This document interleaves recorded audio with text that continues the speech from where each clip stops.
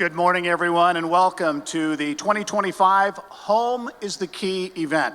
It's presented by Greater Indy Habitat for Humanity and IBJ Media. Great to see everyone here this morning. My name is Gary Dick. I'm the host of Inside Indiana Business and the president of the Inside Indiana Business Division at IBJ Media. And I really do want to thank each and every one of you for being here this morning for what I think promises to be a very important discussion. Before we begin this morning's program, though, I invite you to use your phones. We want to make this an interactive, engaged process this morning. So please scan the QR code on your tables and in your programs as well. You'll see information on this morning's program. You can also learn about upcoming events and sign up for our free daily news updates like 8 at 8. You can also interact, and this is very important, to interact with what will be a great panel discussion a little bit later by submitting questions for this morning's panelists. Again, using that QR code, and you can begin submitting your questions now or wait as the discussion begins. You know, this year marks the inaugural year. IBJ Media and Greater Indy Habitat for Humanity have partnered to bring you Home is the Key. I'd like to thank Greater Indy Habitat for Humanity, the president and CEO of that organization, a real difference maker for our community, Jim Morris, and also the entire organization for their partnership with IBJ Media. It is indeed a privilege to work with you all to support housing solutions in our community, which has always been a big issue, an important issue, but I think even more so today. Greater Indy Habitat continues to unite the community with people in need, providing the life-changing opportunity to purchase and own simple, quality, affordable homes. I know many of you here today are deeply involved in this important work to ensure our community is a place where every resident has access to quality home ownership and the benefits that it provides. We all know a decent and affordable home is a key to better health, economic opportunity, and sustainability. This morning's conversation, I think, promises to address housing challenges in our community and also highlight the work being done by so many to support home ownership for Hoosiers. To kick off our program, it is my pleasure to introduce Greater Indy Habitat for Humanity President and CEO, Jim Morris. Jim is in his 15th year leading the regional affiliate as part of a worldwide affordable housing mission. He's guided the organization from providing just 24 housing solutions in Marion County annually to more than 100 now in 4 counties annually. Jim has some 35 years of experience in both the nonprofit and market sectors. He spent the last 27 years in the nonprofit sector, including 22 as CEO and executive director, and his last role in the market sector is the VP of Marketing and Construction for a custom home builder in Florida. Jim completed his MBA in 2008 from the Crummer Graduate School of Business at Rollins College in Orlando, Florida, after being awarded the Martin Bell Scholarship there. That's a full-ride scholarship awarded annually to one senior nonprofit executive who demonstrates outstanding leadership in the nonprofit sector. Jim earned his undergraduate work at Ball State University with a degree in journalism and marketing. And Jim and his family have attended Common Ground Christian Church since 2011. Please join me in welcoming Jim Morris.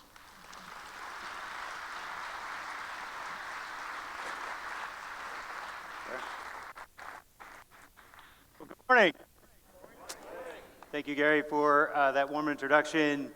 I think we'll get started. The heartbeat of our work is the individuals and families that we walk with every day. So they tell our story best. I would like to have Brianka share her story to get us started.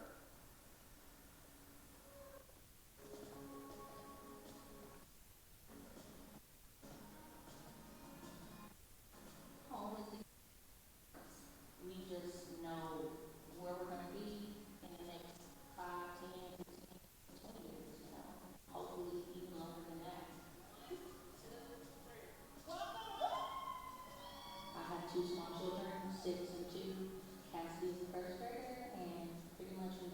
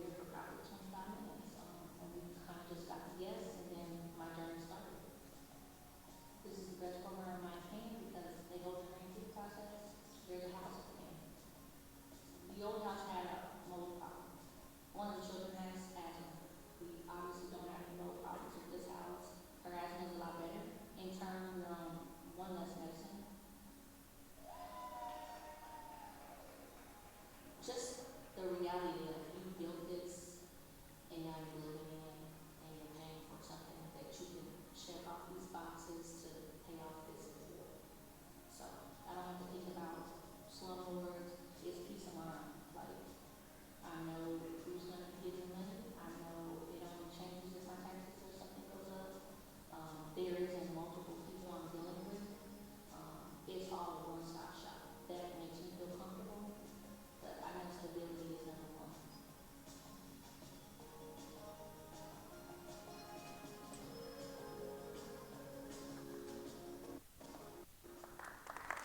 Yes.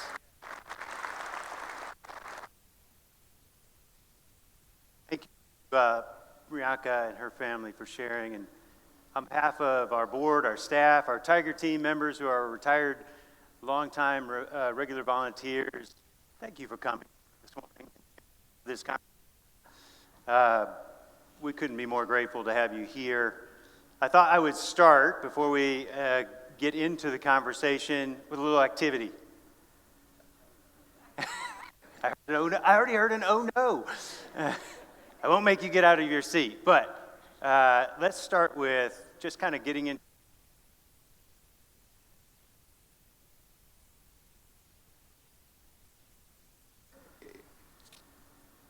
Here? Yeah. Am I too close?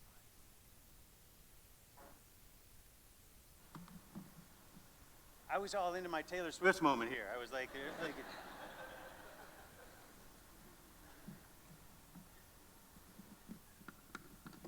better? Okay, yeah. Now I got to do two things. I got to hold something. Okay. So let's do this. So for those of you who are homeowners, do you remember when you had received your keys for the first time? Right? You got that memory? You crossed the threshold for the first time, that pride of ownership. I remember when I bought my first house, I was sitting in the living room. It was empty, hadn't moved in yet, and I thought, wow, this is mine.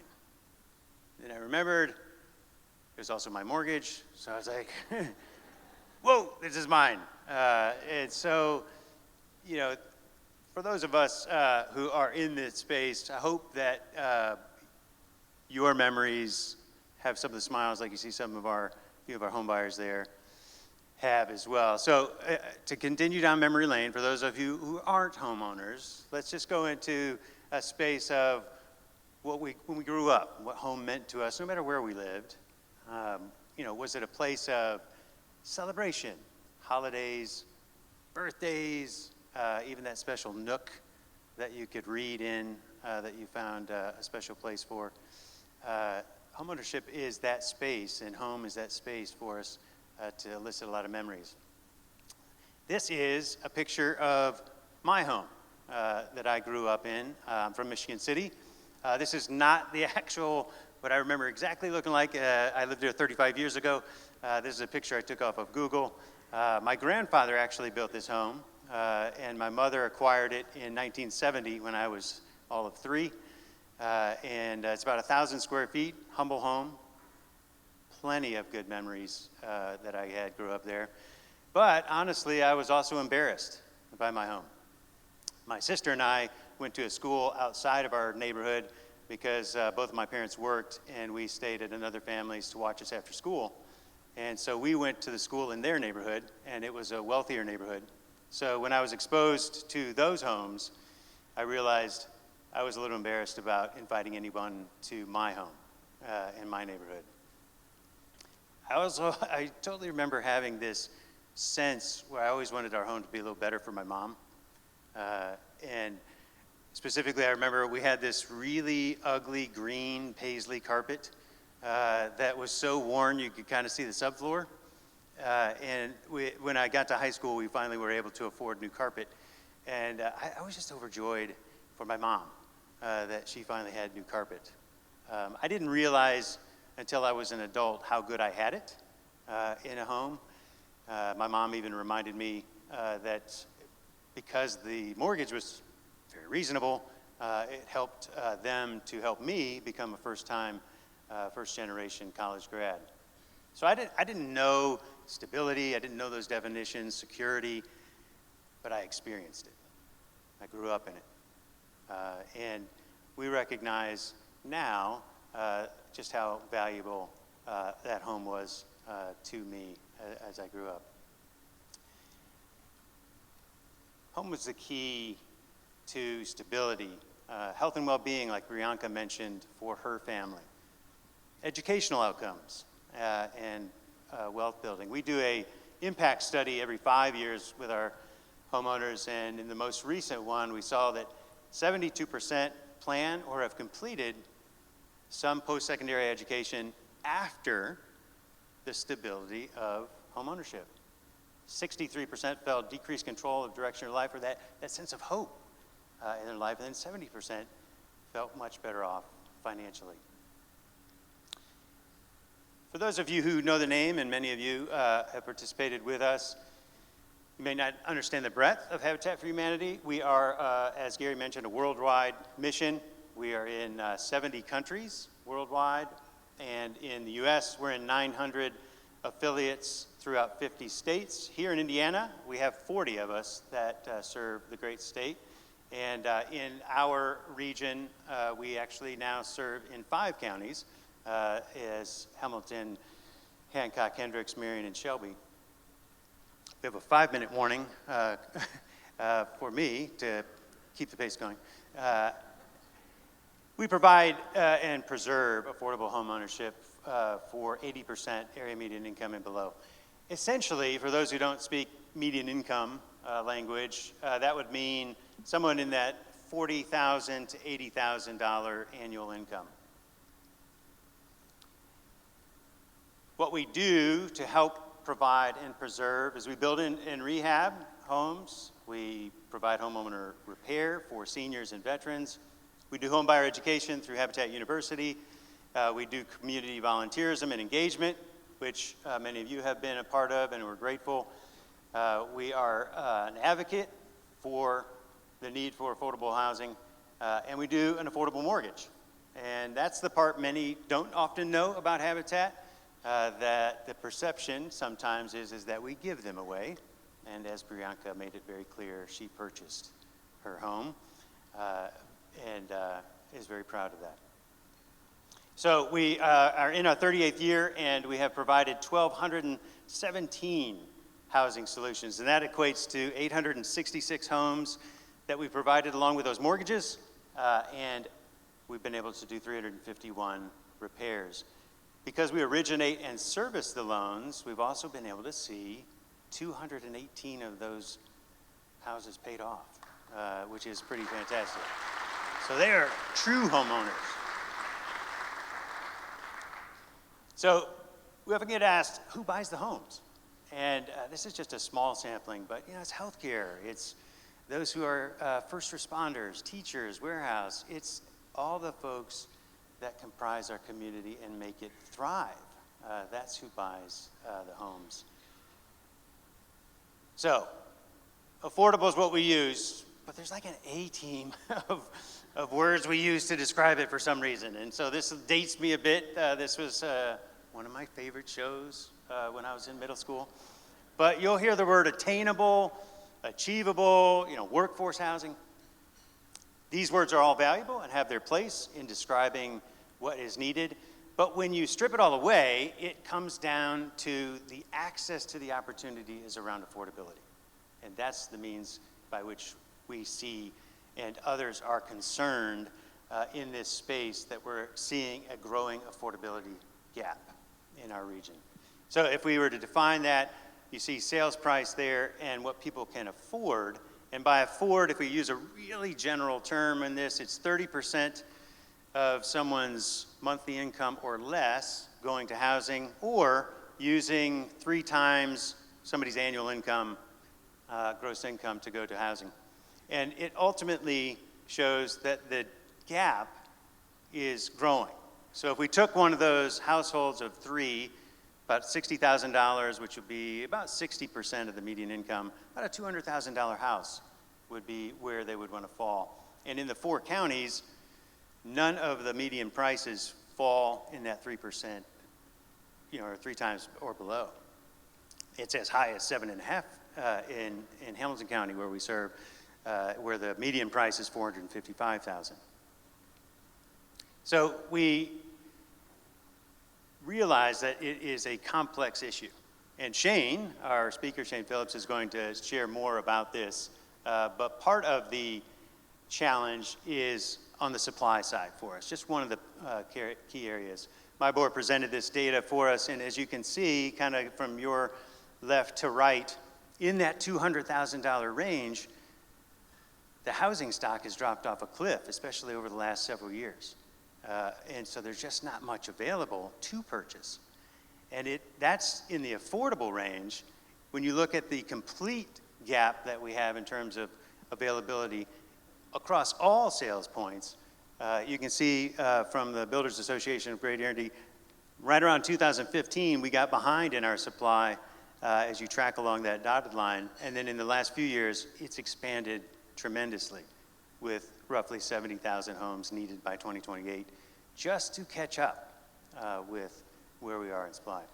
Now, we talked about, we do mortgages, and that helps our homes definitely be affordable, but we're not immune either to the price increases. All of our homes are, are appraised at fair market rate, and last year we saw for the first time our average appraisals are now at $200,000 as well. So there are a ton of groups that work in this space to try to solve for affordable housing. You've got peer organizations like Indianapolis Neighborhood Housing Partnership, Intend Indiana. We've got community development corporations, churches, Hand in Hamilton County. We have a lot of groups who are putting a tremendous amount of energy into this solution that is necessary. Shane's going to share more, but we are in a space that we recognize as those groups are trying to increase their ability to meet the demand. We are in a 3-year strategic plan where by the end of 2027, we're looking to double our impact and provide 600 housing solutions by then. We recognize that home is the key to stability, to health and well-being, to wealth building, and many of our residents are being locked out of access to this opportunity. So I'm going to have Shane come on up and introduce him so he can share a little more comprehensively what's going on. And then, so we're going to fill you with content and around this conversation, and then we'll get to breakfast. So we'll fill your bellies. So Shane, come on up, and I'll introduce our speaker, Shane Phillips. Yay, Shane!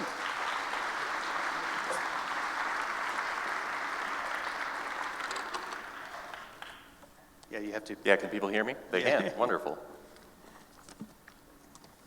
I've got a bunch of stuff in this bag I got to pull out. Yeah, you set up. I will do the you can just intro. go ahead. Yeah. Oh. Is that mine? Yeah, that's our. That's yours. That's our clip. Okay. So yeah, so Shane is a housing researcher. One of the things I loved about his book is that at the very beginning he talked about the fact that he didn't want to just reveal problems. You wanted to focus and enact solutions. And so that was at the beginning of the book, and I really appreciated it. But he is a writer consultant based in LA. He manages the Randall Lewis Housing Initiative at the UCLA Lewis Center for Regional Policy. That's just not going to stay up there, Shane. No. And hosts the UCLA Housing Voice podcast, which translates emerging policy research for a non-academic audience.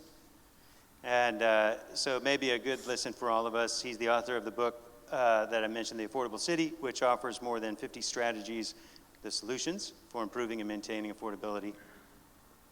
Welcome, Shane. Thank you. Thank you, sir. Got a clicker? Or did I knock that down too? Yeah, that's the guy that we were. Ah, Yeah. that's what I was knocking down I know. repeatedly. It's Doesn't probably look broken like now. the clicker. Yeah. All right, well, thank you, Jim. Thank you, everyone, for having me. Maybe I should point this far away. So hello, everyone. I'm Shane. Normally, I give a bit more background on myself before jumping in, but the Habitat folks have got a pretty tight 2-hour schedule this morning, and I think we can all appreciate not taking half our day for an event, so I'm going to do my best to stay in my time limit. I will just leave my introduction to this. In my day job at the UCLA Lewis Center, we do a wide range of research and policy analysis, and I really love my job. The thing that I love most, though, is sharing what we learn from our research and from other people's research and what's happening across the country, across the world. That was my goal in writing The Affordable City, and it's the purpose behind the UCLA Housing Voice podcast episodes that we publish every 2 weeks, and it's what I'm here for today.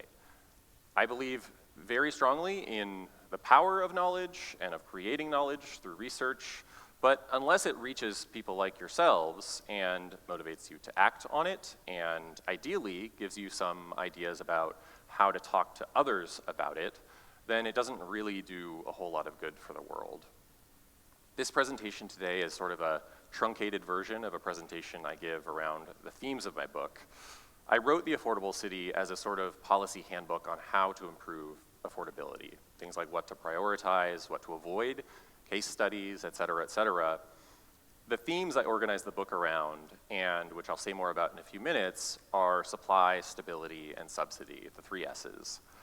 The book is partly an argument for why we need all 3, and why all need to be a priority, and then it's partly a guide for how to make them a priority. My goal here, in this limited time that I have with you, is to share what those themes mean to me and why I think all 3 deserve your attention, to possibly challenge some of your beliefs or intuitions about housing and housing affordability, and to offer some messages that you might hold on to for conversations with friends, neighbors, and colleagues. More than anything, I want to encourage you to advocate for change. That's not just in ways that change other people's communities for the better, but in ways that open up your own communities and their opportunities to people who can't access them today. And to give Habitat for Humanity some money. That's another goal here for me. First, though, I want to ask the question some of you are already wondering about, or answer the question rather, but maybe are too polite to interrupt to ask, which is why of all places do you have someone from California to talk to you about housing affordability? We do not have the best track record, I will admit. By some measures, Los Angeles is the least affordable metro area in the entire country. I do think there's actually a lot to learn from LA, but mostly as a cautionary tale. I am not here to tell you that Los Angeles has the answers that you seek. I am here to tell you to not be like Los Angeles. Learn from our mistakes, and do not follow us down the same path. I have a longer answer, and it is this. LA's problems may seem very distant, like they have nothing to do with Greater Indianapolis, but they are closer than you think. On the one hand, housing in California is still far more expensive.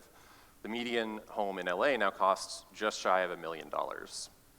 On the other hand, Los Angeles is not as special as people seem to think, including Los Angeles residents. When I look around at other cities and state policies, almost everyone is doing exactly what got LA where it is today. It boils down to closing off growth, especially of more affordable housing typologies, in the places where people want to live most.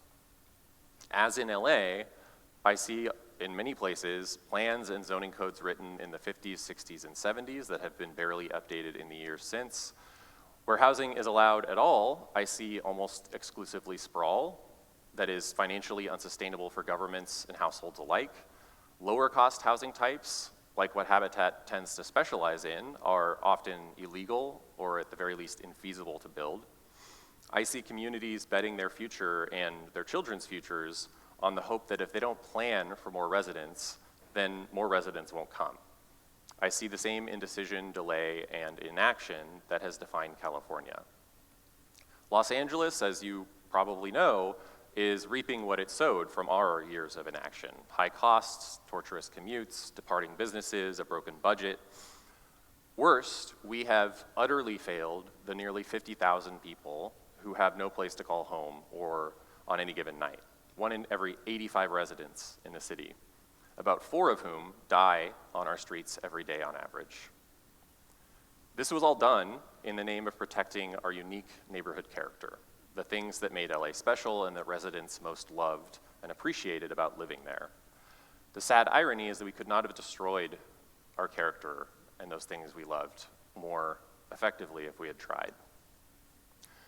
I'm sure you've all watched or had a toddler who's hugged a pet cat or dog, that juxtaposition of pure innocent love being expressed by the child and the look of desperate fear on the animal's face.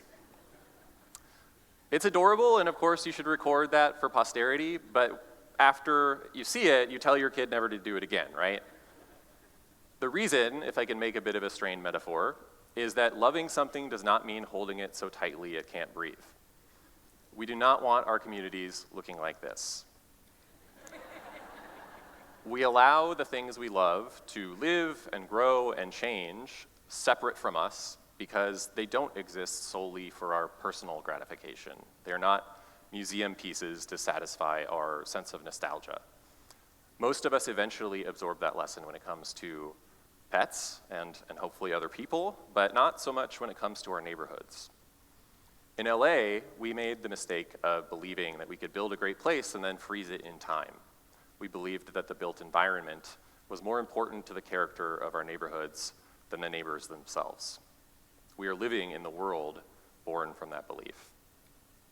This should matter to all of you because from a housing policy perspective, California cities are not so different from other communities across the country. I would very strongly bet that includes your own. What really distinguishes LA from most other places is that rising housing demand hit earlier and it hit harder. But the policies are largely the same elsewhere and here, and that means our trajectories are mostly the same as well. The good news in all of this is that it is possible to change course before you end up with LA-sized problems, before they become more entrenched. The sooner you act, the sooner you can bend the curve toward affordability. But there is really no going backwards. Prices tend to ratchet upward much more easily than they go down. So for the sake of your city and the people who depend on housing staying affordable, which is most people, do not wait to act. Coming to my book, The Affordable City is very much about policy with over 50 recommendations, but my focus on presentations like this is more on big picture priorities. I do that because policies are relatively easy to come by and there's broad agreement about what it takes to improve housing affordability. The challenge is not coming up with a list of effective policies, it's adopting those policies in a world of trade-offs, of winners and losers, and unintended consequences, and where changing course is always hard, even when we know that the status quo is taking us down the wrong track. The challenge is convincing people that they will be better off in some alternate future and helping them to imagine and then create that future together.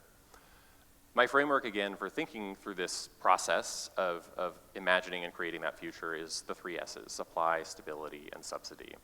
So first is supply. Supply is about making sure we have enough homes to meet current and future needs, not just to accommodate population growth, which is of course important, but to improve our housing stock, adapt to changing demographics and economic and technological shifts, and meet other goals like preserving open spaces and growing employment. I start with supply because the mismatch between housing supply and housing demand is the root cause of unaffordability in most US cities and wealthy nations of the world. What we see time and again is that housing scarcity and housing affordability are mutually exclusive. They cannot coexist. Housing abundance is not always sufficient for affordability on its own, but it is an indispensable ingredient. Fundamentally, prioritizing housing is about acknowledging that we live in a world of physical and economic constraints. Physically, we just need the space. We need homes to live in, and our needs grow and change over time. Inequality is real, but you can't redistribute your way out of a shortage. You have to build things. Then there's the economic reality that homeowners and landlords gain market power when housing is scarce. And that power, unfortunately, comes at the expense of homebuyers and renters, and ultimately out of the pockets of future generations. The point of supply is not that every community needs to build the same things or the same amount. It's that most need to be doing more and across a bunch of different dimensions. Next up is stability, and this is something we heard from Brianka. Probably the most controversial of the 3 in my experience. Sorry, skipped over those entirely. So as a goal, stability is about striving to ensure that when change comes to a community, it does not come at the expense of those with the least to lose. A rising tide does not, in fact, lift all boats, always. It's why the highest rates of homelessness are found in our nation's wealthiest cities and not our poorest. Stability is not about making museums of our neighborhoods or absolving people of responsibility to their commitments. It is about providing some measure of security and predictability for everyone who does their part and follows the rules. And this is true of homeowners, but also renters. To put this more philosophically, though, if supply is about acknowledging real-world constraints in economics and the physical world and the housing market, then stability is about acknowledging our moral obligations as members of a society. That requires some basic protections against things like exorbitant rent increases and unwarranted eviction. Stabilizing policies do not need to be so strong that landlords lose all their rights, nor should they erode profitability so that housing supply dries up. If they do those things, then they have failed. The last one, subsidies. In many sectors of the economy, well-designed markets serve most people more efficiently and effectively than government. Markets have incredible power, and the housing market is no exception in that regard. But markets are not infallible. Market failure is a concept introduced literally in Econ 101. No matter how well designed the market, no matter how much housing it produces, it is not going to serve everyone perfectly or even adequately. By the same token, stabilizing policies are important and they are valuable, but they're best suited to protecting people from worsening circumstances, like rising rents or eviction. They do not have much power to proactively improve people's lives. Supply and stability policies leave gaps, in other words, and subsidies are an important tool for filling them, whether to support affordable housing development, help with the down payment, fund long-term rent assistance, or any number of other uses. Without subsidies, we often find that people who could have quickly gotten back on their feet with a little support can instead end up falling into worse circumstances, ultimately requiring much more intensive, long-term, and costly assistance down the road. They're a way of making voluntary investments in people and communities today so that we don't have to rescue them at much greater expense in the future.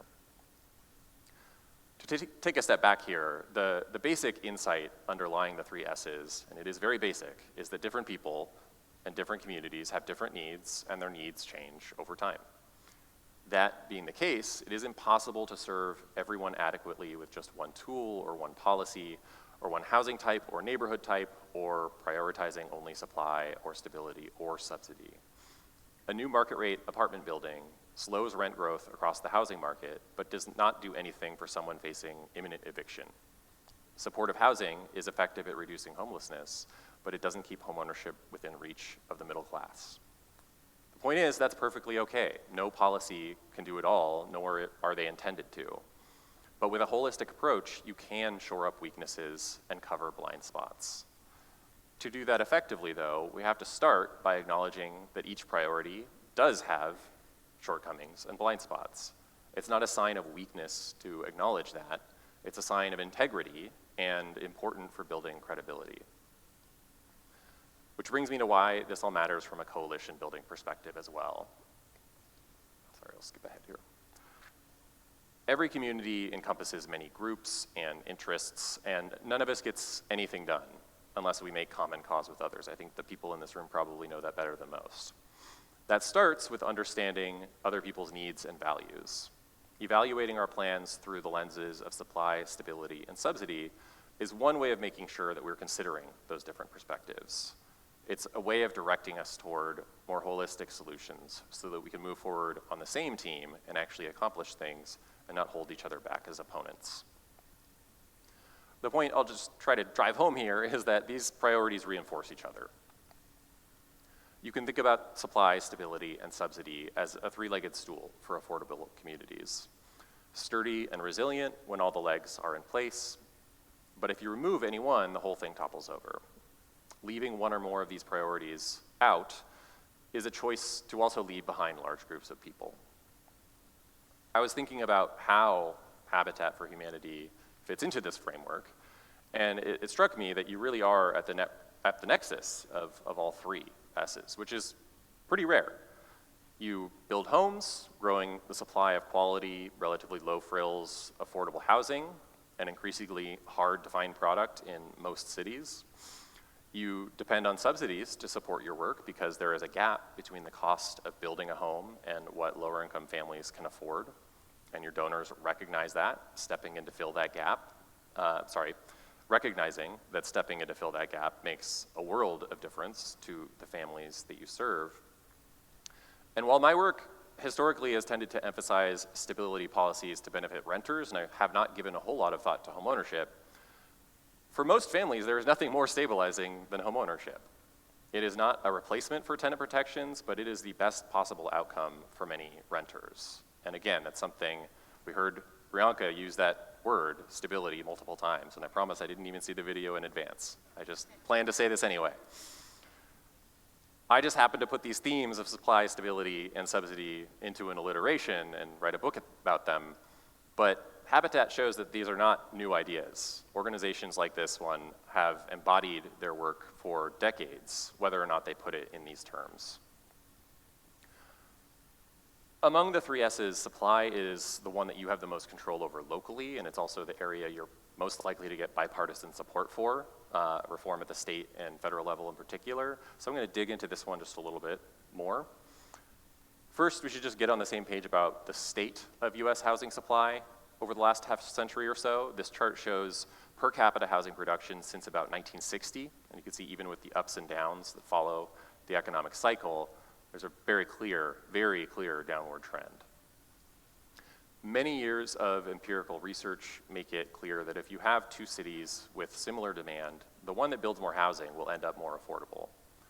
That, unfortunately, is a controversial statement in some circles. A lot of people believe that building homes does not really improve affordability. Instead, they think new homes attract rich people, and those rich people moving in is what drives up the price of housing. The reality is, all over the country, most of the people who move into new housing are moving from another home in the same metro area. It's usually somewhere between 60 and 80% of movers. What most of us actually do, and what all of us should have the freedom to do, is much simpler and more logical than chasing wherever the newest homes are being built. We get a job, or a college acceptance offer, or our family grows, or shrinks, or wants to be closer together, or sometimes wants to be further apart, or we just decide we want to live in a new city, and then we look for housing in that place. Most of us do not limit our search to newly built housing, and many don't even prefer it. Even if we do, we will usually settle for older housing if new homes aren't available, if that's where the job is, if that's where the school is, if that's where our family's at. That's why refusing to build just exacerbates the problem. It doesn't change the fact that some people, some subset of people, wants to live in your city, in your neighborhood. The demand is there, and people will move as they please.